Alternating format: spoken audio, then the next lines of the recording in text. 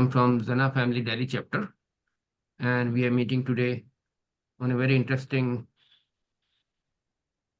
show where we are going to meet a very prominent person from the Zana family, Shri Manish Agarwal ji from Shantibanam, Hyderabad.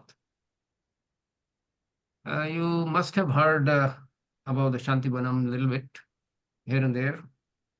It's a fantastic place in the outskirts of Hyderabad, and uh, one must once in lifetime go there to experience, not to see, to visit, but to experience the life there and experience your life itself also. There is a saying that we all work in our field, get successful, get, gets very successful, but at the end of the day, we are still in that rat race, still we are a rat. So we have to get out of that rat race and uh, get in touch with the nature, how to sustain the life along with the nature. And we have a host, Mr. Ali Shah, who is my dear friend from Gurgaon. We have been studying together at JNU. He has done Chinese language course. He is expert in Chinese language and has been working in the field of interpretation, and he's worked in many different organizations. The best time he spent was with the Adani Group, where he got chance to visit China also. And nowadays, he's also taking Chinese language classes online.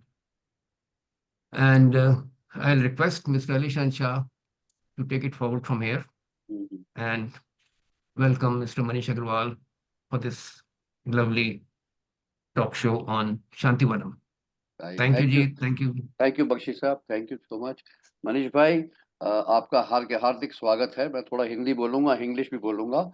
और आपका हम देखिए profile पढ़े जरूर हैं, मगर ऐसा है कि जैसे सूरज को चिराग दिखाना, वैसी बात है कि आपने इतनी चीजें की हैं, इतना पढ़ाई किया है कि हम कंफ्यूज हो जाते हैं कि भाई इतना आदमी कैसे कर सकता है, और किया है। और उनको बहुत खुशी हुई देख के आपने सेंट जोसेफ से पढ़ाई की, मतलब आईएससी की, या फिर आप कहते हैं आईआईटी खड़गपुर का है, and that is one of the Kanpur, one of the premium institute.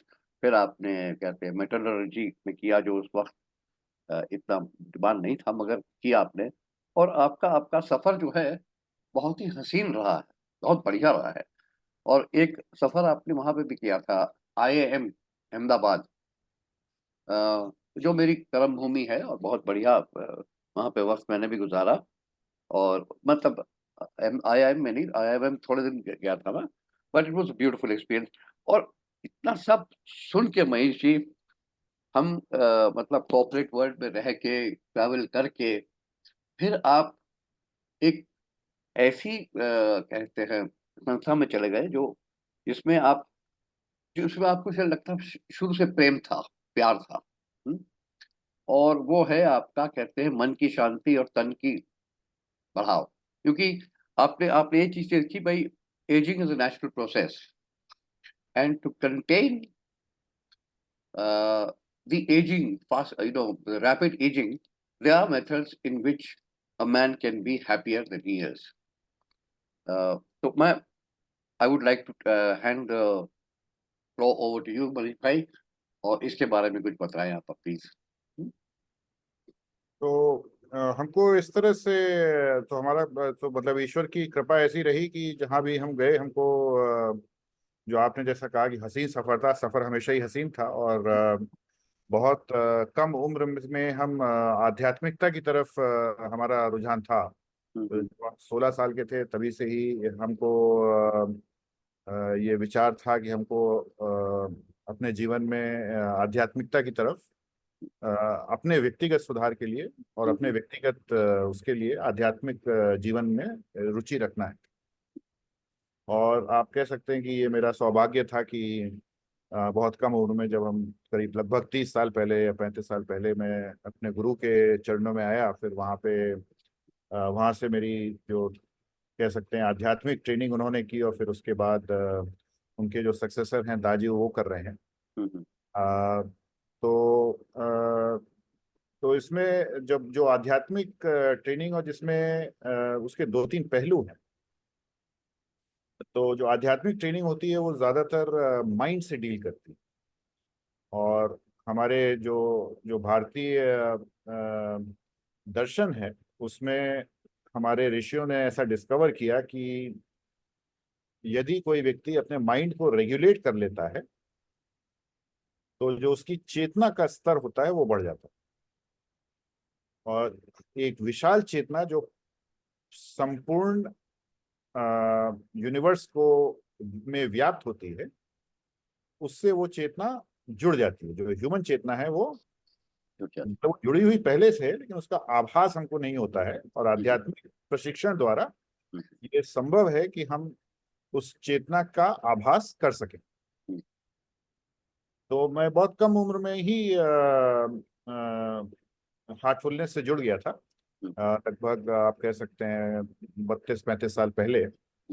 और उसके बाद उससे जुड़ने के कारण जो हमारा माइंड था वो हमेशा रेगुलेटेड रहता था, रिलैक्स रहता था। तो जो भी वर्ल्डली प्रेशर्स थे, चाहे वो पढ़ाई के प्रेशर्स हों, चाहे कॉर्पोरेट लाइफ के प्रेशर्स हों, उनमें जो नॉर्मल लोगों को जिससे ज़्यादा स्ट्रेस होता है उससे हमको बहुत कम स्ट्रेस रहता था। और तो इसको हम ऐसे कह सकते हैं कि जो ह्यूमन जो कंडीशन है उसमें जो हमारे वेलनेस के 3 स्तर हैं। पहला स्तर तो भौतिक स्तर है जिसको हम फिजिकल बोलते हैं। और ये स्तर एक ऐसा स्तर है जिसमें हम अनुभव कर सकते हैं कि वो भौतिक स्तर क्या है, क्योंकि हम चीज़ों को देख सकते हैं। हमारा हमारा एक शरीर है जिसको जिसको हम छू के और अनुभव कर सकते हैं। हम जानते हैं कि हाँ वो शरीर है, और शरीर में वो कभी सुचारू रूप से काम करता है, कभी सुचारू रूप से काम नहीं करता है।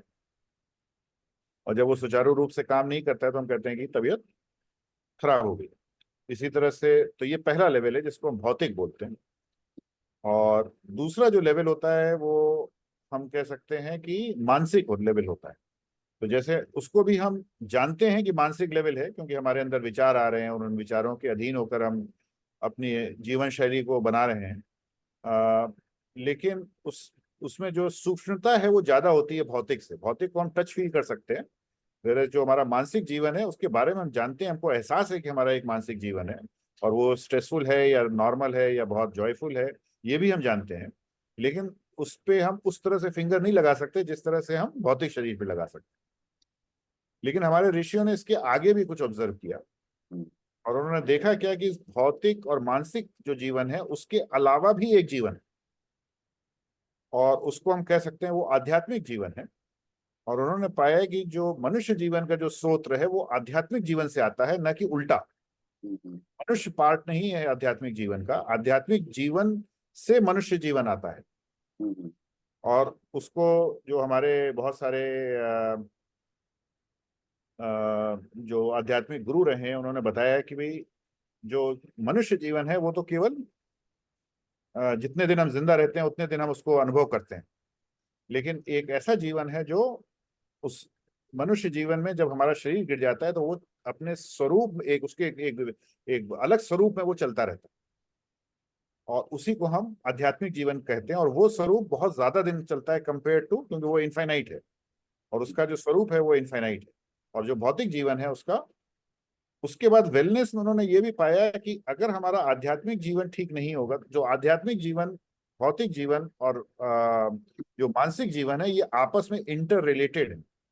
ऐसा नहीं हो सकता कि आपका मानसिक जीवन बहुत खराब हो और भौतिक जीवन बहुत अच्छा चलेगा, क्योंकि उसका जो प्रभाव है मानसिक इसीलिए हम मेडिसिन में बोलते हैं कि साइकियाट्रिक जो प्रॉब्लम्स होती हैं वो फिजिकल प्रॉब्लम्स में भी जो जो डिजीजेस में भी मैनिफेस्ट कर जाती हैं। लेकिन जो हमारा चिकित्सा का जो दर्शन है जिसको कि हम आयुर्वेद बोलते हैं, उसमें वो ये भी कहते हैं कि आपने देखा होगा कि बहुत सेम दवाई अगर दो मनुष्यों को दिया जाए, सेम ट्रीटमेंट दो मनुष्यों को दिया जाए, तो एक मनुष्य ठीक हो जाता है उसी दवाई से उसी बीमारी के लिए, दूसरा मनुष्य ठीक नहीं होता है। हमको कुछ ये बताता है कि इसके अलावा भी जो फैक्टर्स जिसको हम आइडेंटिफाई कर रहे हैं दवा के, जो दवा से ठीक हो जाएंगे, वो नहीं ठीक हो रहे हैं कुछ केसेस में।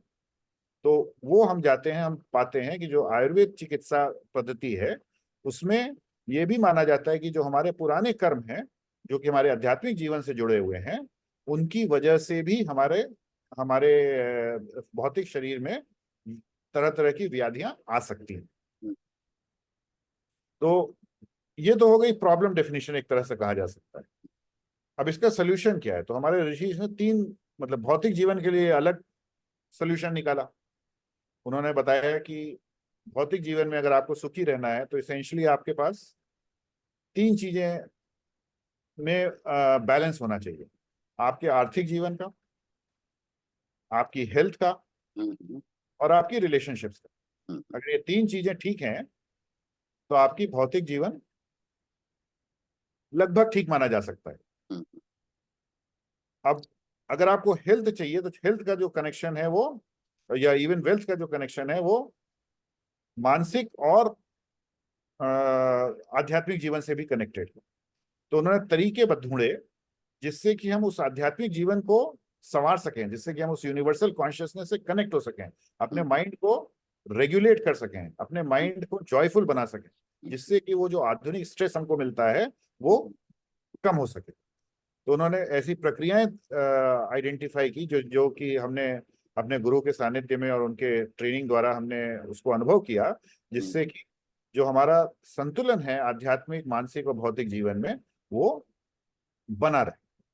नहीं, हम आपसे एक आपने बड़ा अच्छी टिप्पणी की है। हम आपसे एक चीज पूछना चाहते हैं कि ये सब में जो है कौन हावी है, आर्थिक या मानसिक? क्योंकि बिना आर्थिक मानसिक में संतुलन नहीं होगा, या दोनों एक एक जैसे होंगे? क्योंकि देखिए ऋषि मुनि तो उनका स्पॉन्सरशिप होती थी राजा महाराजाओं की, और कई एक उनके पास दान प्रदान होते थे। मगर आज के जीवन में हम ये जानना चाहते हैं कि क्या इन दोनों चीज का जोड़ जरूरी है, या एक एक के बिना हम लोग कर सकते हैं? ये बुरा मत मानिएगा आप प्लीज। नहीं नहीं, आपने क्वेश्चन एकदम सही पूछा।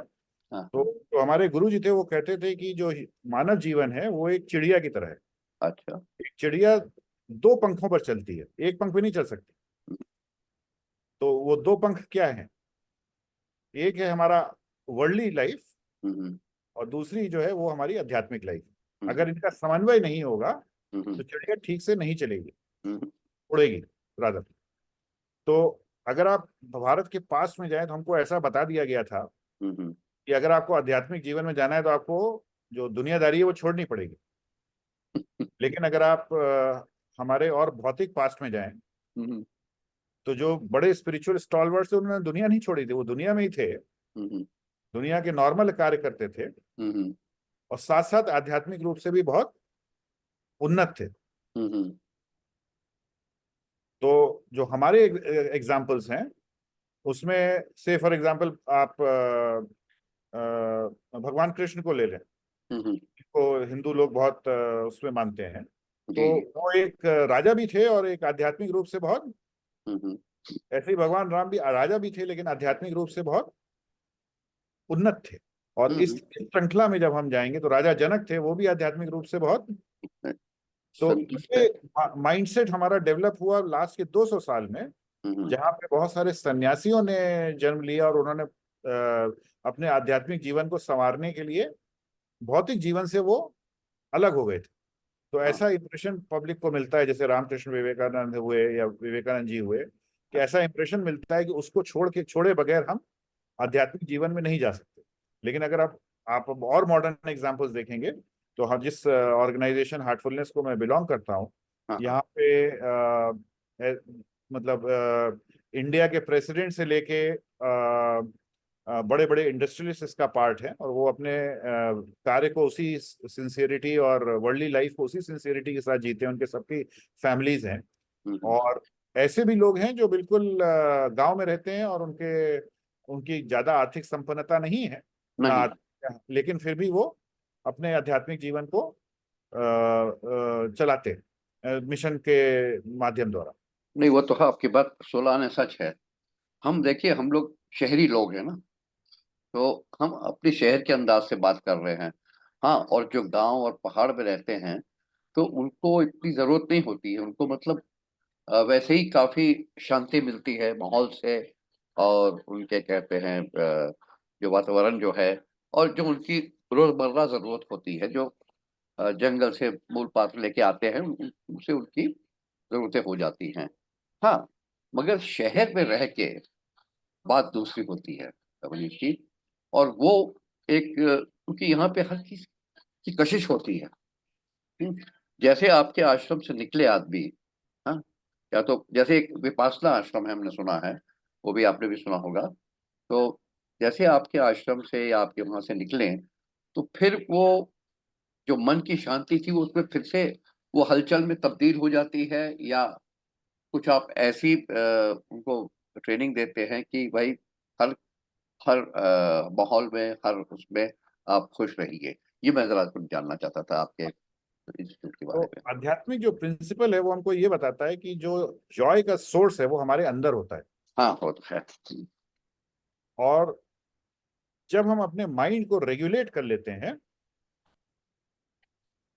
तो बाहर का कार्य तो हम वैसे ही करते हैं जैसे करना है, हम्म, चाहे वो प्रेसिडेंट ऑफ इंडिया का रोल हो या प्राइम मिनिस्टर ऑफ इंडिया का रोल हो या एक इंडस्ट्रियलिस्ट का रोल हो। हम्म, लेकिन जब हम अपने माइंड को रेगुलेट कर लेते हैं तो वो अंदर का जो हमारा जॉय होता है, जो हमारे उसका सोर्स हमारे अंदर है, बाहर नहीं है, हम्म, वो उतना ही प्रगाढ़ तरीके से हमारे अंदर बना रहता है। जिसको आप ऐसे समझिए कि जो जैसे गीता में बताया कि भाई वॉर में तुम जा रहे हो, जाके लड़ाई करो। इसका मतलब कि यहाँ बैठ के आध्यात्मिकता दिखाते रहोगे और बैठ के ध्यान करते रहोगे।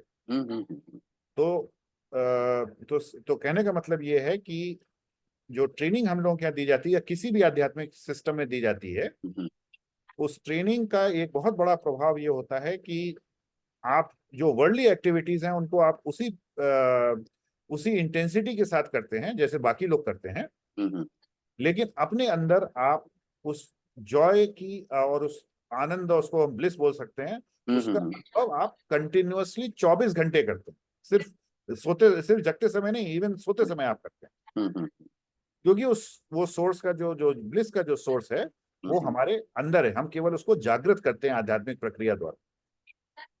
हाँ, वो बात आपकी सही है। मगर ये आनंद पाने के लिए, ये जो छोटा सा आनंद है, छोटी सी खुशी है, उसको पाने के लिए आपके साथ संपर्क करना पड़ेगा, और आपके आश्रम में भी आके थोड़ी सी वो कहते हैं वो ट्रेनिंग तो लेनी पड़ेगी ना। प्रैक्टिस। फिर चाहे ये जरूरी नहीं है कि आपको आश्रम में आके ट्रेनिंग लेनी पड़ेगी, हाँ, ये हाँ, ट्रेनिंग हाँ, हम आपको आपके घर बैठे दे सकते हैं, हाँ, लेकिन आपको अभ्यास करना पड़ता है, क्योंकि हाँ, जब आप अभ्यास कर, हाँ, हाँ, प्रैक्टिस। उस अभ्यास में लगभग आपका 65 मिनट एक दिन का कमिटमेंट चाहिए होता है। तो वो हाँ, कमिटमेंट, जैसे मैं आपको उदाहरण के लिए दूं, बहुत से लोग कहते थे, मैं पढ़ाता था पहले बिजनेस स्कूल्स में जी, जी, जी, सिंगापुर और दुबई में। तो जी, मेरे पास स्टूडेंट्स आते थे, कहते सर आप कह रहे हैं 65 मिनट, कैसे आप 65 मिनट में हम निकालें, हमारा एकेडमिक प्रेशर इतना ज्यादा होता है। हम्म, तो खैर, अब मैं अपनी बात करूं तो मैं आईआईएम में भी रहा तो भी मेरे पास टाइम था मेडिटेट करने का, हाँ, 65 मिनट हाँ, निकालता हाँ, था मैं। हाँ, हाँ, हाँ, कॉर्पोरेट्स में बहुत सीनियर पोजीशन में था तो भी मेरे पास मैं इंडिया के प्रेसिडेंट को जानता हूँ, वो टाइम निकाल पाते हैं, इंडिया के प्राइम मिनिस्टर निकाल पाते हैं, तो मुझे हम्म, पता है कि ये संभव है। तो मैं उनको समझाने के लिए इन स्टूडेंट से मैं एक चैलेंज उनको थ्रो करता था।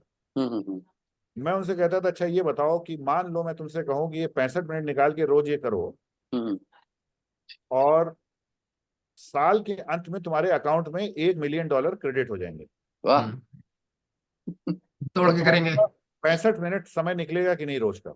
दौड़ के निकालेंगे। उन्होंने कहा बिल्कुल निकल आएगा। हम्म, तो हमने कहा समय की हमारे पास कोई कमी नहीं होती है, केवल हमारी प्राथमिकता हमको समझ में आनी चाहिए कि हमारी प्राथमिकता क्या है। हम्म, और जब आपको ये पता चल जाए कि हमारी लाइफ की प्राथमिकता ये है कि हमको जॉयफुल स्टेट में रहना है हम्म, और उसके अलावा बाकी सारे काम करने हैं, तो आपके पास समय अपने आप निकल आएगा। तो इशू प्राथमिकता का है, ना कि समय का। हाँ, तो एक आपने चीज डाली भी है ना, आपने एक राइडर डाला है कि भाई $1 मिलियन तुमको मिलेगा, तो 65 दिन तुमको निकालने पड़ेंगे। हम इसके बिना बच्चे नहीं, कहाँ समझेंगे। हाँ, तो ये समझाने की प्रक्रिया थी, लेकिन फैक्ट क्या है आप समझिए। आप ऐसे- बहुत सही सही जरिया आपने इस्तेमाल किया, बहुत सही जरिया इस्तेमाल किया। ये मगर समझाने के लिए कि प्राथमिकता जो है वो आप डिफाइन करिए पहले। हाँ, मगर ये, आप हाँ, वो तो है बिल्कुल सही। मगर जब ये आप कह रहे हैं राष्ट्रपति और प्रधानमंत्री से आपने आपको सिखाया, तो आपने उनको क्या कहा? उनको कहना कुछ नहीं पड़ता है, वो खुद अभ्यास करते हैं। वो इसलिए नहीं करते हैं क्योंकि हम कह रहे हैं हाँ, उनको। वो जब उन्होंने अभ्यास करना शुरू किया, इस आध्यात्मिक अभ्यास को, जब उन्होंने खुद प्रक्रिया को शुरू किया जी और जी, इच्छा से किया, कोई उनको जबरदस्ती तो कोई लेके नहीं आया। ना ना ना, तो जब उन्होंने अपनी प्रक्रिया से किया तो उन्होंने अनुभव किया कि भाई इससे हमारा बहुत फायदा हो रहा है। क्या फायदा हो रहा है? हम्म, इसमें एक और चीज होती है इस प्रक्रिया से, क्योंकि हम मेंटल लेवल पे काम करते हैं, हम्म, तो हमारी जो कार्य करने की क्षमता होती है वो बहुत बढ़ जाती है। हम्म, हमारा जो डिसीजन मेकिंग होता है वो बहुत क्लियर हो जाता है। भाई और बात यहाँ और यहाँ तक कि मैंने अपने केस में अनुभव किया कि आईक्यू तक बढ़ जाता है। जब शुरू में अभ्यास करते हैं तो आईक्यू मेरा बढ़ गया। मैंने ऑब्जर्व किया कि मेरा आईक्यू बढ़ गया। तो वेरी क्या गुड। होता है कि जो आप 65 मिनट दे रहे हैं, हाँ हाँ, उसका जो नेट बेनिफिट होता है even from a work stand point, वो उससे ज्यादा होता है। क्योंकि आप उतने ही जो कम समय आपको 65 मिनट का मिला, हम्म, आपकी इफेक्टिवनेस उसमें उससे बहुत ज्यादा बढ़ जाती है। बढ़ बढ़ जाती जाती है। है। हाँ, हम्म। तो वो तो आपका एक समय का बिल्कुल। नुकसान कुछ नहीं होता, लेकिन ये उनको पता चलता है, हाँ वो जो अभ्यास करके इसका अनुभव कर पाते हैं। हाँ, हम्म। वो तो है। अब मैं किसी को बाहर बोलूंगा तो वो ये नहीं समझेगा। Yeah. नहीं, So one has to experience. हाँ, वो तो तो इसलिए उसको मैंने उन स्टूडेंट्स को समझाने के लिए ये प्रसंग लेके आया। True. आपने बहुत फायदे का किया। मगर यही हम एक चीज कहना चाहते हैं इसके बारे में कि ये एक चीज है कि देखिए, कुछ चीज हासिल करने के लिए, कुछ चीज सिखाने के लिए, वो तो है कि देखिए, एक तो अ, आपको बहुत कुछ समझाना पड़ता है। और इसमें ये भी बात आ जाती है कि मूल से सूद प्यारा है, क्योंकि सूद जो मिलेगा उनको, मूल तो है जीवन, समझिए मूल जीवन है। और जो वो जो आप करेंगे, कहते हैं अभ्यास करेंगे, तो वो आपका सूद हो गया। और उसी सूद की लालच में और उसी सूद की बेहतरी, मतलब करने में, बेहतरी अपने आप करने के लिए, वो अपना जीवन एक बढ़िया जीवन बनाते हैं। तो ये हम मेरी समझ है, देखिए, मेरी आप जैसी बुद्धि नहीं है। तो मैं तो मूल और सूद का तुलना करता हूँ। तो क्या ये सही होगा मैं मनीष आपका भाई? प्रश्न समझ नहीं पाया, क्या चीज सही होगी? देखिए देखिए, ऐसा है, वो क्या कहते हैं कि मूल और सूद की बात हो रही थी। हम्म। हाँ, अब मूल जो हो गया हमारा जीवन हो गया। अब उसको अभ्यास करके आगे बढ़ाना है। और बेहतरी करनी है, आईक्यू बढ़ाना है, और कहते हैं क्लैरिटी लानी है, विजन लाना है, और एक सेवनशील आदमी बनना है। तो वो सूद हासिल करने के लिए हमको अपने मूल को तो कुछ करना पड़ेगा ना, कुछ देना पड़ेगा। तो क्योंकि वो सूद हमको नजर आ रहा है। हाँ, तो इसको आप ऐसे कंपाउंड करिए। Interest is sweeter than compound, वो अंग्रेजी में क्या कहते हैं, interest is sweeter than compound. तो वो तो कहते हैं कि बनियों को जो जो ब्याजखोर होते हैं उनको, उनके लिए सूद ज्यादा इंपॉर्टेंट होता है, मूल कम होता है। मूल कम हाँ इंपॉर्टेंट। हाँ हाँ हाँ, इंटरेस्ट। हाँ, तो वो देखिए, वो जाहिर एक चीज होती है कि इस ये रैट रेस तो चढ़िए, बख्शी साहब रैट रेस की बात कर रहे थे, सही बात है।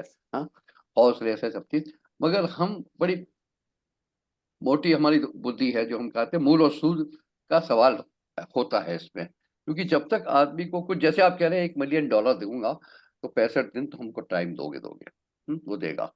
तो वो आपने सूद लटका के रखा। हम्म, और यही उसका है, ये जीवन ऐसा है।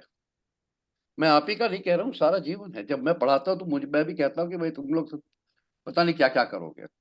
तुम आर्टिस्ट बन जाओगे, तुम इंजीनियर बन जाओगे। आज हमारे पास एक आदमी आया, कहता भाई मैं सिट्रोन का जनरल मैनेजर हूँ। सिट्रोन वो जो होती है ना गाड़ी, पहले तो मुझे समझ नहीं आई। हाँ, फिर मैंने कहा क्या है? कहते गाड़ी। मैंने कहा अच्छा हाँ गाड़ी है। मैंने कहा मगर तुम तो फ्रेंच हो और तुम चीनी कहाँ से आ गए? हैं? यहाँ पे चीनी कहाँ से आ गए ये बताइए। मनीष भाई बता रहा हूँ आपको। कहता है नहीं नहीं, वहां से तो सभी बन के आता है। तुमने बन के आता है तो फिर तुम क्यों पढ़ना चाहते हो? हम्म? क्यों अपना टाइम वेस्ट कर रहे हो? कहता नहीं सर, अंत में तो फिर वही जाना पड़ेगा, वो सब चीज उनका प्रोडक्शन है, ये है वो है। तो मैंने कहा अच्छा अब समझ आया। हाँ, अब तुम हमको थोड़ा सा टाइम दो, सिंसियरली टाइम दो, और हम तुमको जहां तुम्हारा इंटरेस्ट है हम तुमको आगे ले जाएंगे। तो वही चीज आती है मनीष भाई। तो आप तो इस दौर से गुजर चुके हैं और आप मतलब जानते हैं बेहतर। आप इससे बेहतर कौन जानेगा, मगर जो आपने चीजें लोगों को पढ़ाई हैं और लोगों को सिखाई हैं, तो वो भी किसी फाउंडेशन, किसी बुनियाद पे आपने बनाई होंगी। तो यही मतलब ये बहुत अच्छी सीख है जो एक आप कर रहे हैं वेलनेस का और इसका। मगर थोड़ा सा आप अपने ये इंस्टीट्यूट का हैदराबाद में बताएंगे कि इस महान नगरी में आपने कैसे ये कहते हैं इंस्टीट्यूट बनाया। मनीष भाई किसने आपको ये इतना मोटिवेशन दिया, या खुद था या कोई और भी थे जिज्ञासा इसको करने के लिए? थोड़ा सा तो आप बताएंगे। शुरुआत कहाँ से हुई और कैसे हुई? हाँ हाँ, शुरुआत। हाँ। तो पहले तो ये समझिए, ये इंस्टीट्यूट मैंने नहीं बनाया, ये पूरे ऑर्गेनाइजेशन का एफर्ट है। इसमें मैं इस इंस्टीट्यूट का आप कह सकता हूँ एक हिस्सा हूँ। हम्म। तो ये जो इंस्टीट्यूशन है इसको श्री रामचंद्र मिशन बोलते हैं। ये हम्म। ओरिजिनली शाहजहांपुर में 1945 में रजिस्टर हुआ था। हम्म। और उस समय जो हेड थे ऑर्गेनाइजेशन के, उनका नाम था श्री रामचंद्र। हम्म। और जो उन्होंने ऑर्गेनाइजेशन का नाम रामचंद्र मिशन रखा था, वो अपने गुरु के नाम पे रखा था, जिनका नाम भी रामचंद्र था। हम्म। अच्छा। तो तो 1945 में फॉर्मली रजिस्टर्ड था। उसके पहले ये एज एन ऑर्गेनाइजेशन नहीं चलता था, बट जो ओरिजिनल रामचंद्र जी महाराज थे, जो जिनके फतेहगढ़ में जो रहते थे, जिनके नाम पे ये मिशन है, हम्म। इनफॉर्मली चलाते थे। और मतलब उसका कोई रजिस्टर्ड और लीगल एंटिटी के फॉर्म में उस समय नहीं चलता था। वो प्रक्रिया समझ लीजिए करीब सन 1900 से चल रही है। और 1945 में इसका पहला रजिस्ट्रेशन हुआ शाहजहांपुर में, लखनऊ में कराया गया शायद रजिस्ट्रेशन। और उसके बाद जो नेक्स्ट ऑर्गेनाइजेशन के जो सक्सेसर आए, उनका नाम था पार्थसारथी राजगोपालाचारी जी। वो एक एक कंपनी में वो सीईओ हुआ करते थे। हाँ हाँ हाँ। और उन्होंने मतलब लगभग एक ही कंपनी में, जो टीटी के आप प्रेस्टीज ग्रुप्स आपने सुना होगा, जो प्रेस्टीज प्रेशर कुकर बनाते हैं, हाँ जी, हाँ जी। हाँ हाँ उसके जी। वो सीईओ थे बहुत साल तक। हम्म।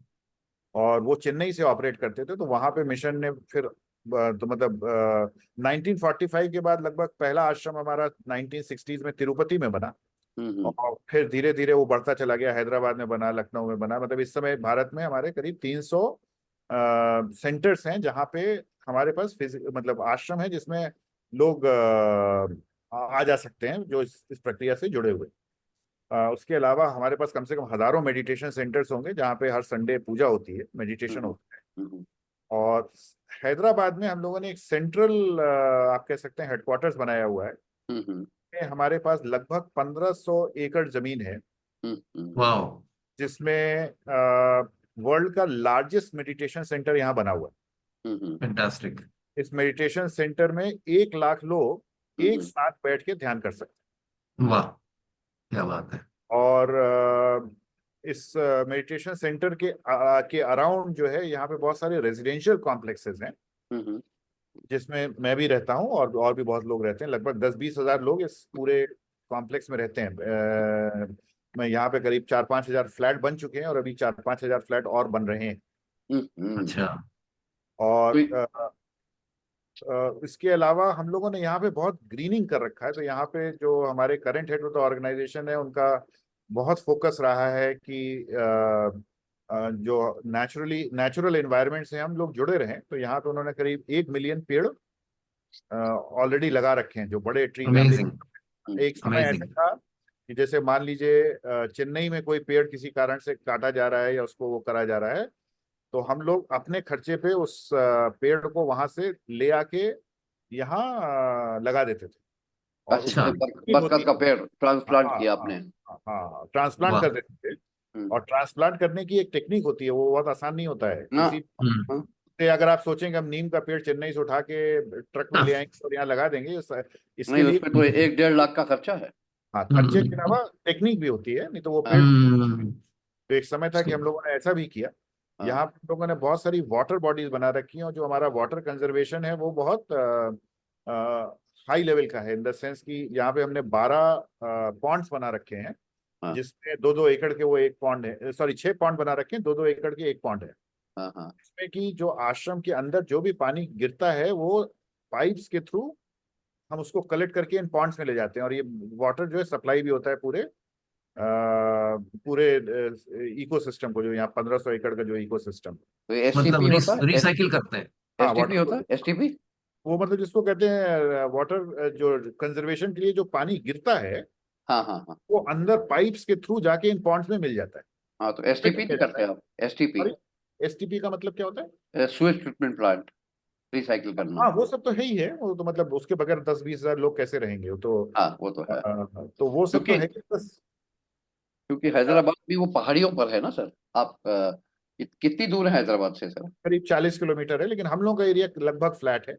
मेदक, और मेदक की तरफ है, किस तरफ, या ये उसकी तरफ? पड़ता है, अगर हैदराबाद से आप बैंगलोर की तरफ मूव करें तो रास्ते में। अच्छा, तो बहुत बढ़िया है, वो तो बहुत बढ़िया लोकेशन है। और यहाँ पे तो करीब पेड़ों के अलावा हमने ये जो वाटर कंजर्वेशन कर रखा है, इससे मतलब कई अवार्ड्स भी हमको गवर्नमेंट्स ने दिए हैं। हम्म, हमने उनके जंगलों में जाके उनको ठीक किया है। और वाह। वाह। बहुत सी यूनिक स्पीशीज जो वर्ल्ड ओवर जो खराब हो रही हैं, जो लुप्त हो रही हैं, हम्म, हम्म, हम्म। के लिए हमारे पास यहाँ एक टिश्यू कल्चर का एक सेंटर है, जहाँ पे हम उनको रीग्रो करके गवर्नमेंट ऑफ इंडिया में फॉरेस्ट डिपार्टमेंट को दे रहे हैं कि आप इसको जंगलों में लगा के फिर से वो करिए, रिजुविनेट करिए इस पूरी स्पीशीज को। हम्म, यहाँ पे हमने रेन फॉरेस्ट भी एक लगा रखा है, जिसमें बहुत सारी मेडिसिनल प्लांट्स हैं। वाह। और वो रेन फॉरेस्ट इंडिया में केवल 3 जगह होते हैं, एक चेरापूंजी आसाम के पास, हाँ, दूसरा हिमाचल, और तीसरा अंडमान। तो उसका एक अच्छा। छोटा रेप्लिका हम लोगों ने यहाँ यहाँ पे, अगर जो लोग आते हैं वो बहुत ताजुब करते हैं कि यहाँ ये प्लांट्स इतनी जल्दी ग्रो कैसे कर गए। हाँ, हाँ, हम्म। वो प्लांट 60-60 फीट उनकी हाइट होती है, बहुत सारे। हाँ, हाँ। और उनको हमने 2 एकड़ या कुछ एक पर्टिकुलर एरिया में उनको हमने नर्चर करके, यहाँ पे एक फॉरेस्ट ऑफिसर हैं, retired chief conservator of forest के थे, उन्होंने बहुत अच्छा काम किया इस पे। हाँ, तो जो जितनी नॉलेज और टेक्नोलॉजी जो चाहिए थी, उससे ला के उन्होंने इस रेन फॉरेस्ट को वो कर रखा है इसमें। इनफैक्ट उसका एक वीडियो मैंने फेसबुक पे भी लगा रखा है, हम्म, अपने टाइमलाइन पे। हम्म। अच्छा, अच्छा, तो ये आप लोग, आपने बहुत बड़ा काम किया है उसके सर। अलावा यहाँ पे क्या कहते हैं, हम लोगों ने एक हॉस्पिटल छोटा चलता ही है, बैंक वगैरह जो नॉर्मल सुविधाएं, स्कूल एक हमारा चलता है यहाँ पे, हम्म, जहाँ से बच्चे बाहर से आते हैं और यहाँ हॉस्टल में रहते हैं। और एक हमने कोचिंग सेंटर चला रखा है आईआईटी जेई के लिए, और पीएमटी के लिए, जो बच्चे होते हैं वो पढ़ते हैं यहाँ पे आके बाहर से। हम्म। उसमें करीब 1500-2000 बच्चे तो सिर्फ कोचिंग के लिए आते हैं। स्कूल में भी करीब 3000 बच्चे हैं। तो ये पूरा इंफ्रास्ट्रक्चर डेवलप होता चला जा रहा है। और इंफ्रास्ट्रक्चर के अलावा हम लोग क्या, बहुत हम लोग के जो हमारी टीम्स हैं वो बहुत सारा रिसर्च में भी इंटरेस्ट लेती हैं।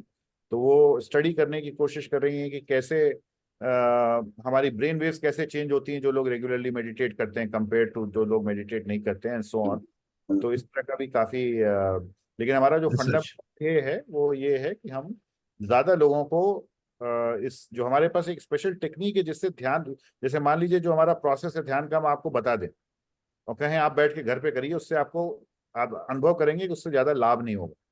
लेकिन एक हम्म। टेक्निक होती है जिसको हम ट्रांसमिशन बोलते हैं। इस ट्रांसमिशन द्वारा हम रिमोटली किसी भी व्यक्ति को इन्फ्लुएंस कर सकते हैं। तो जैसे वाह। मान लीजिए हम आपसे कहें कि आप ध्यान अपने घर पे करिए, मैं यहाँ बैठ के आपके साथ ध्यान कर रहा हूँ। तो हम्म। जब मैं ट्रांसमिट करूंगा तो वो ट्रांसमिशन आपको मिलेगा, और उसका हम्म। प्रभाव ये होगा कि आप बहुत जल्दी ध्यान की स्थिति में पहुंच जाएंगे।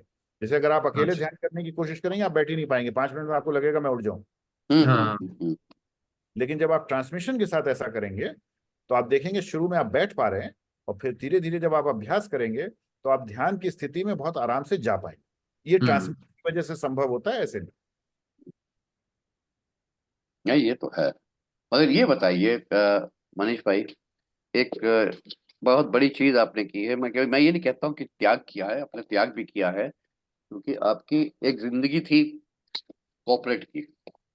हाँ, आईआईटी, आईआईएम, डेलोएट, ये वो वो शोर शराबा जब आपने त्याग किया, मतलब एक तरह किसी वजह से आप उससे ऊब गए थे, या आप उसमें खोखलापन नजर आता था, या आपको फ्यूचर नहीं नजर आता था? बुरा मत मानिए, हम भी पूछ रहे हैं, क्योंकि अब जो मैं आपके चेहरे पे देख रहा हूँ शांति, वो शायद मेरे चेहरे पे पता नहीं कब आए। हम्म, तो ध्यान रखिए, मैं आध्यात्मिकता से जो जुड़ा था वो बहुत साल पहले जुड़ा था। जब मैं हाँ हाँ। आई स्टूडेंट हुआ करता था, मैं तभी से जुड़ गया था। अच्छा अच्छा। तो जब मैं कॉर्पोरेट लाइफ में भी था, तो बहुत से लोग आके मुझसे बोलते हुए थे कि आप इतने शांत कैसे रहते हैं कंपनीज में, हाँ हाँ। आप इतनी चहल गहमी चल रही है और तरह तरह की चीजें हो रही हैं। तो हमने आपको बताया कि ये जो अभ्यास होता है, इसमें हमको यही अभ्यास होता है हमारा, हम्म। कि जो हमारा माइंड है जब रेगुलेट हो जाता है, तो वो वर्ल्डली जो भी काम हमारा है वो उसको उसी इंटेंसिटी से कर रहा है जिस इंटेंसिटी से रिक्वायर्ड है। अगर हमको वॉर भी फाइट करना पड़ेगा, हम वॉर भी फाइट कर लेंगे। अरे वाह। लेकिन हमारे अंदर और जो है, मन से, मन से। हाँ, क्योंकि हम मन से कंट्रोल कर रहे हैं उसको। हम्म। तो नॉर्मल लोगों के साथ क्या होता है कि जो विचार उनके आते हैं वो रेगुलेट नहीं कर सकते उसको। हम्म। इसमें हमारे साथ ऐसा नहीं होता। जब वो हम चैनलाइज करना पड़ता है।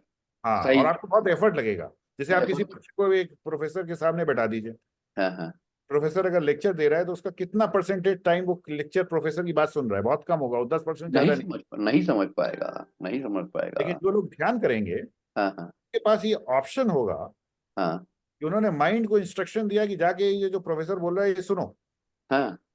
तो वो अपने आप माइंड वहां जाके, अगर वो मेडिटेट ठीक से कर रहे होंगे और ठीक से वेल ट्रेंड होंगे और हाँ माइंड का रेगुलेट हो गया होगा, तो उन्होंने हाँ। जैसे ही माइंड को ये इंस्ट्रक्शन दिया कि तुम जाके इस प्रोफेसर की बात सुनो, तो वो हम्म। सुनने लग जाएगा। सही बात है। मगर वो दो वहां चीज, जाके दो हाँ चीज रेस्ट हम आप, करता है। हाँ, बहुत बढ़िया आपने कही है। एक दो चीज मैं आपके साथ जरा शेयर करना चाहता हूँ, कि एक तो प्रोफेसर, जब प्रोफेसर नाम आता है, हाँ, तो आदमी को वैसे ही खौफ हो जाता है कि क्या होगा, कहीं ये प्रोफेसर वायरस की तरह नहीं होगा, वो जो अपना, हाँ, उसकी तरफ। और प्रोफेसर हर किस्म के होते हैं। कुछ, आप जानते हैं मूड स्विंग्स कैसे होते हैं, आप तो खैर झेल चुके हैं आईआईटी में सर, है ना?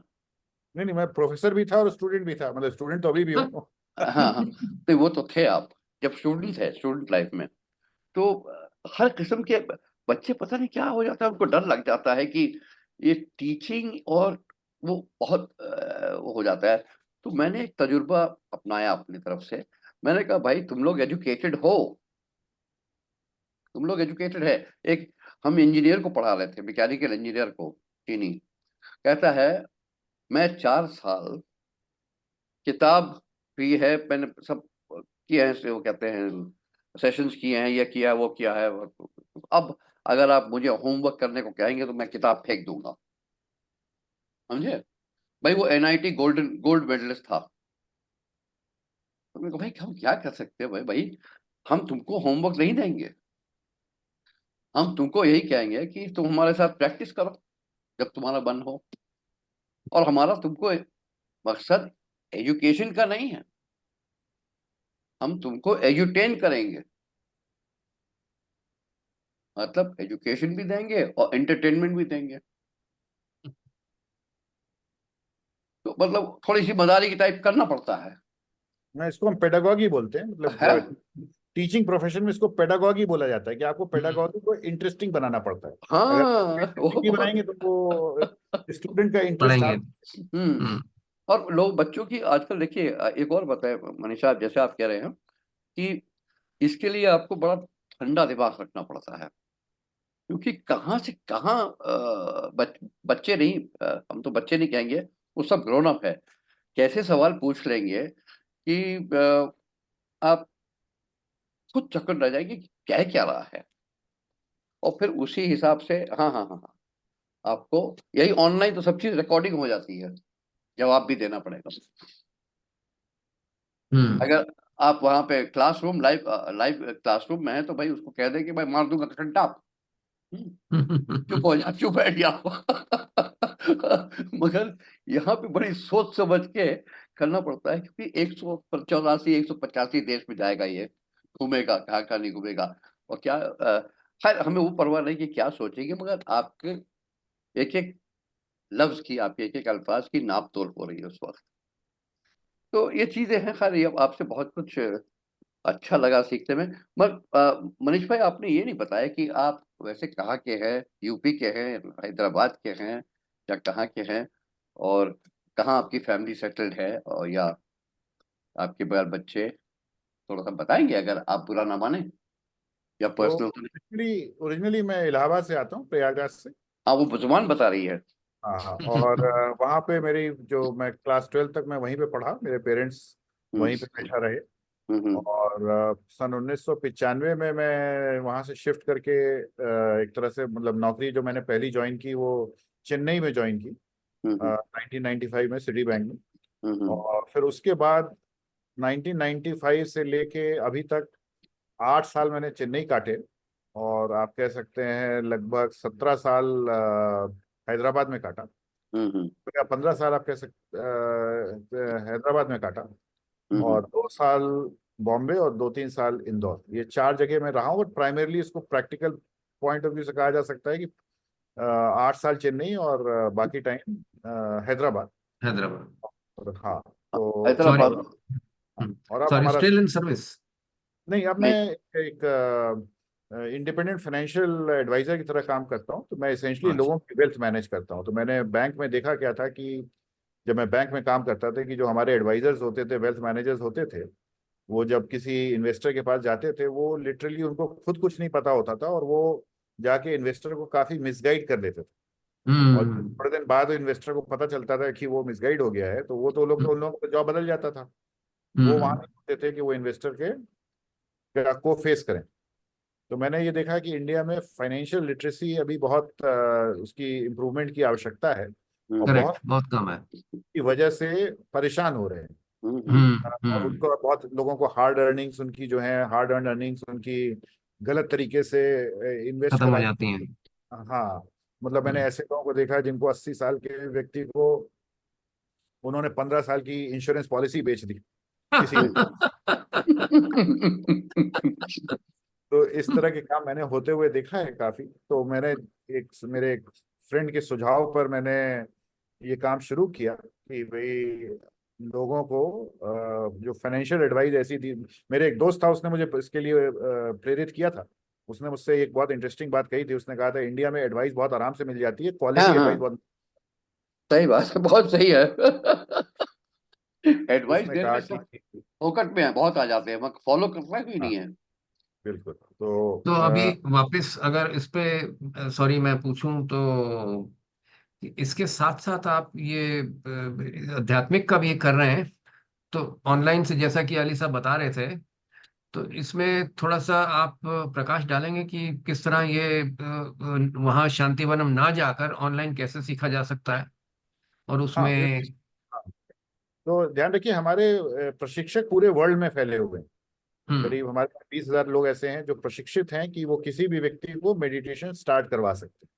तो जो ओके। प्रक्रिया होती है उसमें पहले जो भी व्यक्ति डिजायरस होता है मेडिटेशन स्टार्ट करने के लिए, हम्म। हम उसको 3 दिन लगातार आधा आधा घंटा बैठ के उसके साथ मेडिटेट करते हैं। वो बहुत सिंपल प्रोसेस होता है।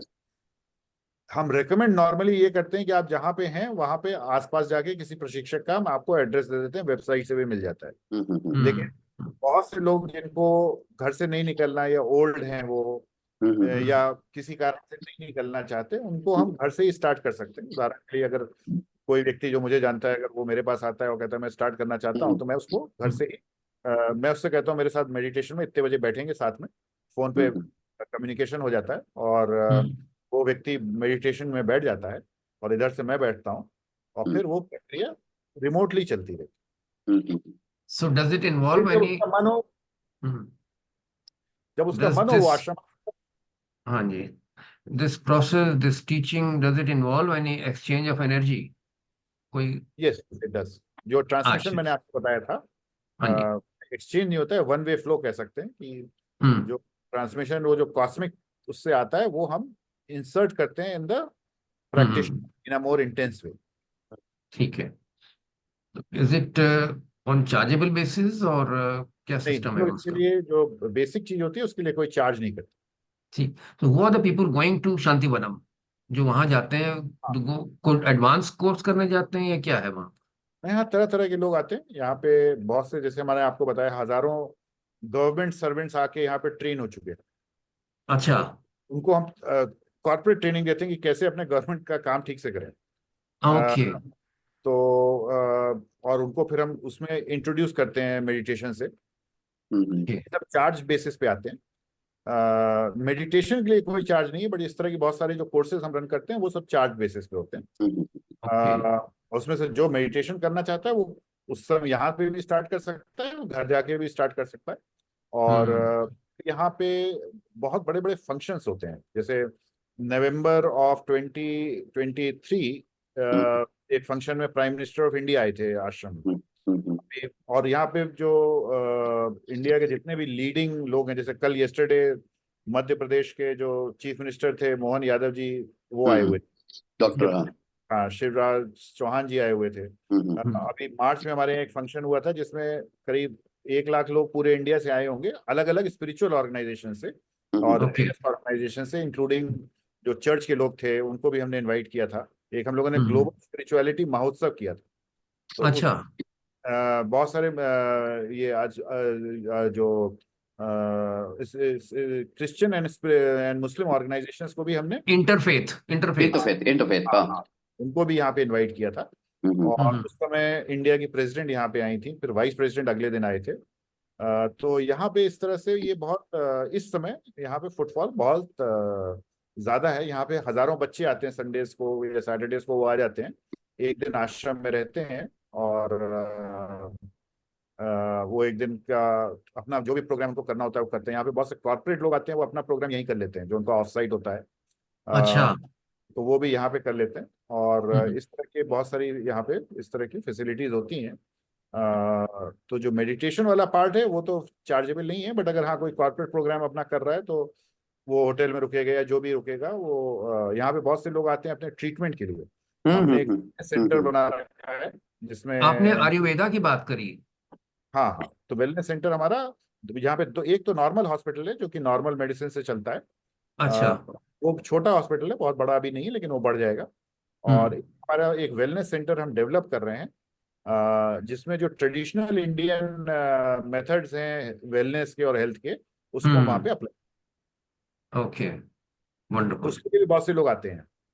ओके। तो ओके। आप लोग क्या अकोमोडेशन देते हैं? सॉरी, अकोमोडेशन जो आते हैं क्या जैसे मुझे यहाँ पे अकोमोडेशन भी रहती है, वो हमारे होटल्स हैं यहाँ पे। हमारे पास एक अच्छा खासा होटल है जिसमें वो, मतलब आप कह सकते हैं 3 स्टार होटल टाइप का है। हाँ, उसके हाँ, अलावा फ्री अकोमोडेशन भी मिलती है। हाँ, हाँ। और जो लोग वेलनेस वेलनेस के लिए आते हैं उनकी अलग अकोमोडेशन होती है, वो चार्जेबल बेसिस पे होती है। लेकिन हाँ, जो हाँ। मेडिटेशन के पर्पज से आता है उसके लिए रेंज है अकोमोडेशन का, फ्री से लेके 7,500 रुपये पर डे के हिसाब से भी। नहीं, ठीक है, हाँ। खाना पीना उसमें इंक्लूडेड। हाँ, इज इट खाना ऑन हम लोग एपी वहाँ पे फ्री खाना देते हैं। खान और जो लोग मेडिटेशन के लिए आते हैं उनको बहुत, मतलब बहुत ही नॉमिनल चार्ज पे देते हैं, उसका पहले हम लोग फ्री किस भी देते हैं। क्या रेंज बताया आपने? किस चीज के व्हाट लिए? रेंज? साढ़े सात हजार। साढ़े फ्री से लेके 7,500 रुपये तक की अकोमोडेशन यहाँ मिलती है। 3000 से 7000 7,000, सर? हाँ। फ्री फ्री फ्री हाँ जी। फ्री अकोमोडेशन से लेके, अच्छा अच्छा फ्री अच्छा। Free free free accommodation, for हाँ। The meditation only. Okay. Wonderful wonderful. क्योंकि नासिक में मैं रहा था, एक वहाँ पे एक देवलाली में टेम्पल है, जैन टेम्पल, वहाँ पे काम भी कर रहा था। तो उन्होंने अकोमोडेशन तो नहीं दिया, मतलब कहते आप बाहर ही रहिए, मगर खाना आप हमारे साथ रोज खाएंगे, क्योंकि उन्हीं का काम था, कुछ इंजीनियरिंग वगैरह काम था। वो जो 10 साल पुराना एक टेम्पल चल रहा था, तो उसके फिगरीन्स बनाने थे, कर रहा था, तो मशीन। तो उन्होंने कहा बाहर आप रहिए, क्योंकि बाहर आप लोग के कुछ और एनर्जीज हैं, और सुबह आते ही आप हमारे साथ खाना खाइए, और शाम को भोज हमारे साथ खा के जाइए। 6:30 बजे खा लेते हैं वो लोग खाना। तो ये उनका था, और बहुत बहुत आनंद मिला हमको वहाँ पे उनके साथ काम करने का, कि वो बहुत प्यार से काम कराते हैं वहाँ पे। देवलाली पे आपने देखा होगा वो, शायद जैन टेम्पल आप गए कभी देवलाली? नहीं, हमें याद नहीं पड़ रहा। नासिक तो मैं गया हूँ, बट मुझे जैन टेम्पल वहाँ का अभी याद नहीं पड़ रहा। देवलाली के ऊपर जाके फिर है, अच्छा अच्छा बहुत अच्छा बहुत ह्यूज, इट्स ह्यूज अफेयर। वहाँ पे जैन आश्रम भी है सर। अच्छा अच्छा। हाँ, तो बहुत अच्छा लगा। और वही हम सोच रहे हैं कि बस आपका भी वैसे ही है कि कहते हैं उसी तौर पे, मगर आप कह रहे हैं कि इसका ये डिस्टेंस जो है, ये हैदराबाद आता जाता रहता हूँ मैं, और अभी शायद दिसंबर में आऊँगा, हमारी 51st एनिवर्सरी है स्कूल बॉयज़ की। अच्छा, तो देखिए क्या होता है, तो हम चाहेंगे कि आइए, आप। आप अगर आते हैं इस साइड तो डेफिनेटली मिलिए मेरे से, और आश्रम को हम आपको टूर कराएंगे। हाँ, उनको क्योंकि बाहर से भी लोग आ रहे हैं, तो मैंने कहा भाई तुम लोग आओ देखो भाई क्या कितना डेवलप हो गया है इंडिया। हाँ, तो और क्या हो गया है। तो एक तो वहाँ पे हैदराबाद में रह रहे हैं कहीं, आपकी कौन सी जगह है, जुबली हिल्स में, हम बताया था मैंने आपको कि मैं, मेरा तो पुराना ताल्लुक है उनके उस शख्स से, हम्म, राम गोपाल वर्मा जी के साथ। तो अच्छा। तो खैर वो दूसरी बात थी, बट अब आप मिल गए तो ये तो बहुत शांति का प्रोजेक्ट मिल गया है हमको, बहुत कि कहाँ हैदराबाद में गाची बोली में रहो या बेगमपेट पे रहो या उधर रहो सिकंदराबाद में, तो एक मतलब ये यहाँ इसका रूट कहाँ से पड़ेगा मनीष भाई, जैसे अगर हम, एयरपोर्ट से जब आप सिटी की तरफ जाते हैं उसकी तरफ ना जाके अगर आप उल्टे डायरेक्शन में चले जाएं तो करीब 15-20 किलोमीटर में हमारा आश्रम आ मतलब जाएगा। लकड़ी के पुल से जाना पड़ेगा या कहाँ से जाना पड़ेगा नहीं ये नहीं, भी क्या। एयरपोर्ट पे जब आप उतरते हैं, हाँ हाँ तो एयरपोर्ट से उतरते हैं तो आपके पास दो ऑप्शन है, आप या तो सिटी की तरफ जाएं, हाँ हाँ। और अगर आप सिटी की तरफ ना जाके बैंगलोर की तरफ जाएं, अच्छा, एयरपोर्ट से। हाँ, तो हाँ आपको हाँ करीब 20-25 किलोमीटर के उसमें दायरे में ये दिखाई पड़ेगा, तो आ जाता ही है। हाँ, वो तो है, बहुत एयरपोर्ट बहुत ग्रीन है, मुझे उस तरफ लेफ्ट हैंड साइड भी शायद है, तो हम देखिए किसी इनफैक्ट राम गोपाल वर्मा जी तो वहीं रहते थे जहाँ पहले मैं रहता था, यहाँ पे एक जुबली बहुत। हिल्स, जुबली हाँ, हिल्स। हाँ, तो जुबली हिल्स के थोड़ा सा आगे एक जगह है, उसका नाम है हाईटेक सिटी। वहाँ पे एक जयबेरी एनक्लेव है, हाँ हाँ जयबेरी हाँ सिलिकॉन हाँ काउंटी। हाँ हाँ हाँ हाँ हाँ हाँ हाँ उसका भी एक फ्लैट वहाँ पे था, वो अक्सर आते जाते थे वहाँ पे। हाँ हाँ हाँ। पहले करीब 8 साल हम वहीं पे रहे, उसी अच्छा। कॉम्प्लेक्स में मैं रहता था। उसमें और भी, क्योंकि वो जो पूरा कॉम्प्लेक्स था वो एक तेलुगु फिल्म जगत से जुड़े व्यक्ति ने बनाया था, हाँ तो हाँ काफी फिल्म स्टार्स ने अपना अपना एक फ्लैट ले रखा था, तो राम गोपाल जी अक्सर वहाँ आते थे उनको। हाँ हाँ हाँ। वो वही, अब कहीं पे भी रह सकते हैं, उनका क्या है उनका। तो जो आपके एनुअल इवेंट है वो आप पब्लिसाइज करते हैं, उसमें एनीबडी कैन गो? हाँ, बट उसमें फायदा देखिए क्या होता है, जैसे ये आश्रम्स होते हैं ना, जैसे ये सिर्फ नॉर्मल बिल्डिंग नहीं होती है, हाँ इसमें जी। कुछ खास भी होता है। जो लोग अभ्यास करते हैं वो उसको समझ सकते हैं, जो लोग अभ्यास नहीं करते उनको शुरू में कम पता चलेगा। अ, हम्म। तो इसमें एक सर्टेन एटमॉस्फेयर बना होता है जो आध्यात्मिक ग्रोथ को इनकरेज करता है। तो जैसे अगर आप हमारे पुरानी टेक्स्ट में जाएं तो वहां पे आपको पता चलेगा कि कोई ऋषि के आश्रम में आप जाइए तो पता चलेगा, वो लिखा हुआ है उसमें कि वहां पे वायलेंस का थॉट नहीं आता था जो भी उस आश्रम में जाता था। तो ऐसे ही कोई व्यक्ति जब हमारे आश्रम में आता है, खास करके जो प्रैक्टिशनर है ऑलरेडी, और इस भाव से आ रहा है कि हमको यहाँ आध्यात्मिक उसके लिए हम आ रहे हैं, तो यहाँ हम्म। पे एक सर्टेन सूक्ष्म एटमॉस्फेयर होता है जो उस व्यक्ति की आध्यात्मिक प्रगति को और तेज करता है। अच्छा। और ये वो लोग अनुभव कर सकते हैं जो ऑलरेडी अभ्यास कर रहे हैं। कर रहे हैं। जो लोग अभ्यास नहीं करेक्ट। करते उनको ये तो पता चलेगा यहाँ कुछ डिफरेंट है, लेकिन वो समझ नहीं पाएंगे कि वो क्या है। That's true. That's really true. That तो इज ट्रू। आश्रम का जो पर्पस होता है वो सिर्फ ये नहीं होता है कि हम एकोमोडेशन दे रहे हैं, या आश्रम का जो पर्पस हम्म। होता है कि वो अपनी उस एटमॉस्फेयर में जाके हम ईश्वरी या जो स्पिरिचुअल कॉन्शियसनेस की बात कर रहे हैं उसको हम एक्सपैंड कर एक्सपीरियंस सकें। करें। हाँ, उसको हम एक्सपीरियंस करें। तो दैट्स ट्रू। आपका एक प्रश्न है जिसको मैं जवाब देने की कोशिश कर रहा था। हाँ, तो आप पूछ रहे थे कि जो भंडारे, यहाँ पे 2-3 भंडारे होते हैं। भंडारे का मतलब होता है जो लोग सिस्टम में हैं ऑल ओवर द वर्ल्ड, वो यहाँ पे साल में 2-3 बार गैदर करते हैं एक ही पर्टिकुलर डेट पे, 2 दिन के लिए बस आते हैं फिर चले जाते हैं। और वो पूरे वर्ल्ड से आते हैं, उनको भंडारा बोलते हैं। तो अच्छा। उसमें क्या होता है कि सडनली 50,000 लोग आएंगे, और 2 दिन में 2 दिन यहाँ रहेंगे, और 2 दिन के बाद सब चले जाएंगे। वाह। और उसमें रीजन हम लोग ये इसलिए करते हैं क्योंकि हम लोगों ने अनुभव से ये देखा कि जब 50,000 लोग एक साथ बैठ के ध्यान करते हैं हम्म। तो जो ध्यान का प्रभाव होता है वो बहुत ज्यादा बढ़ जाता है। अच्छा। सही बात। तो इंटरेस्टिंग। तो तो दैट्स अ रेगुलर इवेंट, हाँ, एनुअल? That's regular. हाँ, जो हमारे गुरुजीज जो हैं, उनके जो हमारे जो लीनिएज ऑफ गुरुज हैं उसमें 4 गुरु हैं। हाँ हाँ। अच्छा। तो वो जो उनके चारों की बर्थडे सेलिब्रेट होती है, तो उस समय भंडारे होते okay okay okay. Very good. Very good. ये तो that's very nice. Do you have anything else to ask Ali साहब? है? कुछ और पूछे हैं आप? नहीं नहीं, कुछ और हम तो सवाल? भाई हम तो भाई देखो, ये इनके साथ अब संपर्क हुआ है तो पूछते ही रहेंगे। हाँ पूछता पूछता पंडित होता है। और हाँ। इनका ज्ञान यहाँ इतना पे है, इनका ज्ञान का भंडार ऐसा है कि भाई वो कहेंगे भाई तुम हमसे भागो, बहुत बहुत पूछ लिया तुमसे। और मनीष भाई ऐसे व्यवहार के हैं नहीं, ये बहुत अच्छी तरह से चीज समझाते हैं, अच्छी तरह से वो कहते हैं। तो उन्होंने भी देखो, हम 51st हम लोग की एनिवर्सरी के, इसके लिए भी उन्होंने कहा कि आप आके देख लीजिए, कुछ वहाँ पे सीख लीजिए। हमने बहुत अच्छा लगा कि most of the boys are तो वेल ओवर 60 नाउ। हाँ, नहीं तो लोग आते हैं इस तरह से यहाँ पे बैचेस में visit the place just to understand what it is because they would have heard from someone. जी तो बैच जैसे अभी लास्ट ईयर यहाँ पे एक ग्लोबल आईटी कॉन्फ्रेंस हुआ था, तो जी उसमें से 30 लोगों ने इंटरेस्ट जाहिर किया कि हम आके, उसमें मतलब सब यूरोपियंस आए थे, अमेरिकन आए थे, जी ये ईस्ट एशिया से लोग आए थे, जापान, फिलीपींस। जी तो 30 लोगों ने इंटरेस्ट जाहिर किया कि हम जाके देखना चाहते हैं, तो वो पूरा बैच हमारे पास आया था। जी। उसको हमने अच्छा। पूरा, तो मतलब ये मैं आपको सिर्फ एक एग्जांपल दे रहा हूँ, ऐसे यहाँ रोज बैचेज आते हैं जो हाँ, बड़े इवेंट्स होते हैं। दूसरा, यहाँ पे लोग रहते हैं, उसमें बहुत सारी नेशनैलिटीज के लोग रहते हैं। तो हाँ, आप ओके। वाइट्स भी, हाँ, मतलब वाइट अमेरिकन भी मिल जाएंगे, ईरानियंस मिल जाएंगे, मतलब ईरानियन इंडियंस नहीं जो ईरान में रह रहे हैं, बल्कि ईरानियंस देमसेल्व्स, हाँ, हाँ, ओके। हाँ, वो यहाँ मिल जाएंगे। तो यहाँ पे जो नेशनैलिटीज भी हैं वो कम से कम 30-40 कंट्रीज के लोग यहाँ रहते हैं। हाँ। उनको भैया इंटरेस्टिंग। फीस मिलती है। हाँ, तो वो इंटरेस्टिंग मतलब यहाँ इंटरेस्टिंग। परमानेंटली रहते हैं, मतलब ऐसा नहीं है कि वो आते जाते रहते हैं। अच्छा। हाँ हाँ, जी बहुत से नहीं। ऐसे, मतलब हाँ, जैसे मतलब आपको हम बता रहे हैं, जैसे एक ऑस्ट्रेलियन लेडी है, वो परमानेंटली यहीं रहती है। वाह। एक ब्रिटिश लेडी है, वो परमानेंटली यहाँ रहती है, सिर्फ मिशन का ही काम करती है। अरे ऐसे वाह। ईरान से मैं 2-3 लोगों को जानता हूँ। एक वहाँ पे ईरान में, सॉरी, दुबई में एक मतलब वो इंडियन ओरिजिन के व्यक्ति नहीं है, वो लोकल पारसी। है। हाँ, हाँ। हाँ, टर्किश ओरिजिन के हैं। हम्म।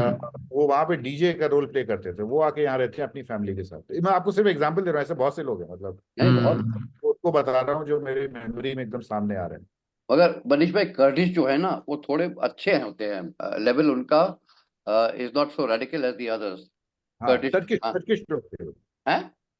टर्किश टर्किश हाँ, नॉट टर्किश, कर्डिश। हाँ, टर्किश, हाँ, हम्म टर्किश, वो टर्किश है। हम्म वो level, because they have seen Europe, they were on the verge of becoming, joining you जो हुआ नहीं। तो वो आपकी पुरानी ओरिएंट एक्सप्रेस भी वहीं से जाती थी, टर्किश लास्ट का स्टेट होता था। तो हाँ, वो है। अब पता नहीं क्या हो गया, मगर ये बहुत अच्छी बात है। और हम लोग को जरूर एक कहते हैं विजिट करना पड़ेगा बख्शी जी, देखना पड़ेगा, इनसे बिल्कुल जरा पता बिल्कुल। वता भी लेना पड़ेगा। और भाई आज आपने तो चार चांद लगा दिए, बहुत बढ़िया लगा मनीष भाई, आपने इतना समझाया, इतना अच्छी तरह से समझाया। मगर एक बात आपसे पूछना चाहता हूँ, इतना मतलब इतनी अच्छी आपने जो फास्ट ट्रैक की जिंदगी आपने छोड़ी और इसमें आ गए हैं, तो आपको कैसा महसूस हो रहा है मनीष तो भाई? ध्यान रखिए, मेरी फास्ट ट्रैक की जिंदगी अभी खत्म नहीं हुई है, वो चल हाँ, रही है वैसे ही। चल रही है। बिल्कुल, मतलब बिजनेस करता हूँ ना, मतलब मैंने आपको बताया मैं, हाँ, तो वो मेरे लिए कोई ऐसा नहीं है कि वो शौक के लिए मैं करता हूँ, मतलब इट्स माय वो अभी बताया ना, कमर्शियल। बैलेंस बैलेंस अच्छा, करना है। हाँ, अच्छा, तो अच्छा। हमारा जो सिस्टम है ये गृहस्थ लोगों के लिए है, ये हाँ, सन्यासियों के हाँ, लिए नहीं है। एग्जैक्टली। हाँ, तो हाँ। जो भी लोग यहाँ रहते हैं वो ये नहीं एक्सपेक्ट करते कि मिशन से उनको कुछ फाइनेंशियल कोई वो सपोर्ट मिलेगा। हाँ। वो अपना उल्टा कंट्रीब्यूट करते हैं मिशन को, फाइनेंशियली ओके। और अदरवाइज। ट्रू हम्म। ट्रू। तो मेरी जो फास्ट ट्रैक जिंदगी है वो अभी भी उतनी फास्ट ट्रैक चल रही है, वो कोई कम नहीं हो गई वो किसी भी तरह से। तो आप भी वहीं रहते हैं, उसी स्थान में रहते हैं, या आप अलग रहते हैं सर? मैं उसी कैंपस के अंदर रहता हूँ।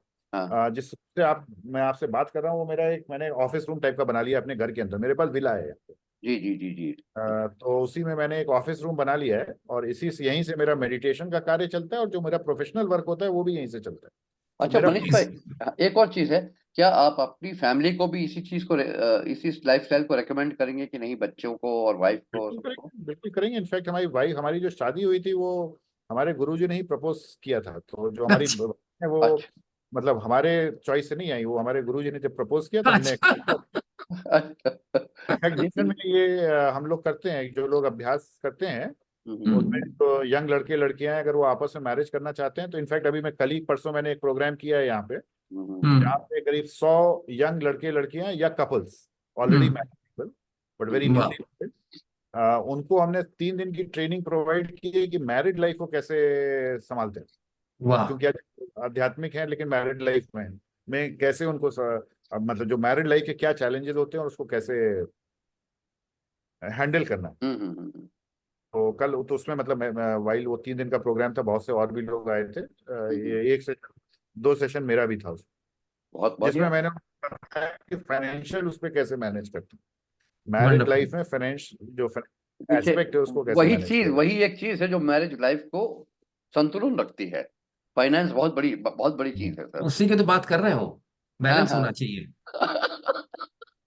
मनीष अग्रवाल जी, थैंक यू वेरी मच। आपने गीता बहुत भक्ति। इंफॉर्मेशन दी। इसके साथ साथ आप एक लास्ट में और ऐड कर दीजिए कि अगर कुछ कोई आगे नेक्स्ट स्टेप लेना चाहे तो आप कैसे अप्रोच किया जाए आपको, या ऑर्गेनाइजेशन आप कैसे करें, कुछ थोड़ा मेरे से डायरेक्टली आप कांटेक्ट कर सकते हैं। ठीक मैं है। चैट में अपना नंबर डाल देता हूँ। हाँ हाँ, हाँ जी, डालिए। ठीक है। और इसी ये तरह हमारे अपने व्यूअर से व्यूअर जो व्यूअर हैं उनके लिए भी, क्योंकि आपने इतनी अच्छी हाँ हाँ इंफॉर्मेशन दी है। हाँ इट्स हाँ इट्स हाँ for the society, it's very interesting हाँ थिंग, हाँ हाँ हाँ how to lead a very spiritual life, और how to maintain a family, किस तरह परिवार को आगे बढ़ाया जाए, किस तरह प्रेम से एक साथ रहा जाए। ये आपने बड़ी अच्छी बातें बताई जो लोगों को बहुत इंटरेस्ट करेंगी। आई एम श्योर हमारे व्यूअर वगैरह जो सुन रहे हैं वो जरूर आपको कांटेक्ट करना चाहेंगे। तो आप अपना थोड़ा सा बताइए क्लोज करने से पहले। हाँ। तो मतलब मैं मेरा सजेशन तो ये होगा कि जो मेरा मोबाइल और ईमेल मैंने वो जो आप यूट्यूब पे जब भी डालेंगे उसमें नीचे एक कॉलम में डाल दीजिए। ठीक है। तो भी कनेक्ट ठीक कर है। लो तो मेरे से कनेक्ट कर सकते हैं। हम मैं कर उस देंगे, नंबर पे कर मेरा देंगे। व्हाट्सएप भी है। नहीं, ठीक है। बहुत बहुत ठीक है। बढ़िया लगा आपसे बात करके, और बहुत शुक्रगुजार है हम लोग कि आपने इतनी बहुत कुछ समझाया जो शायद पहले हम लोग नहीं समझ पाए थे, और ना हम्म। इस प्रोग्राम में आ पाए थे किसी वजह से। बट हम्म। हमारी दुआएं हैं आपके साथ मनीष भाई। और हम्म। आपका हंसता खिलता चेहरा देख के बड़ी खुशी हुई। और आप मतलब एवरग्रीन हैं, डेबोनेर हैं, माशाल्लाह, हम्म। नजर ना लगे आपको। खुश रहें आप मनीष भाई। थैंक यू धन्यवाद। वेरी मच मनीष अग्रवाल जी, आपने टाइम निकाला अपने बिजी शेड्यूल से और हम्म, हमारे इस प्रोग्राम में आए, इस चैट शो में, और आपने काफी इंफॉर्मेशन दी शांति वनम के बारे में, जो मेरे ख्याल हमारे व्यूअर को बहुत पसंद आया होगा। और स्पेशली हम अपने आज के व्यूअर को भी थैंक्स बोलना चाहेंगे, धन्यवाद बोलना चाहेंगे, शुक्रिया बोलना चाहेंगे कि अगर आप अब तक जुड़े हुए हैं, ये लास्ट लाइन तक सुन रहे हैं, तो आप बहुत आपको बेनिफिट मिलेगा। और आप इसी तरह हमारे प्रोग्राम में आते रहें, जुड़ते रहें, हाँ, और और हम उपस्थित आपको होते रहे। हाँ। दोबारा फिर मुलाकात करेंगे अपने नेक्स्ट शो में। और उसके साथ हम अपने chat show host Shri Ali शहनशाह को भी थैंक यू बोलेंगे, शुक्रिया बोलेंगे। उन्होंने बड़ा अच्छी तरह से सवाल जवाब के थ्रू काफी इंफॉर्मेशन मनीष साहब से ली, और जो हमारे व्यूअर को बहुत पसंद आई होंगी। और इसके साथ हम लोग आज का प्रोग्राम यहीं समाप्त करते हैं। Thank you very much. Thank you. नमस्कार बाय और बाय। धन्यवाद। Bye bye. Good evening.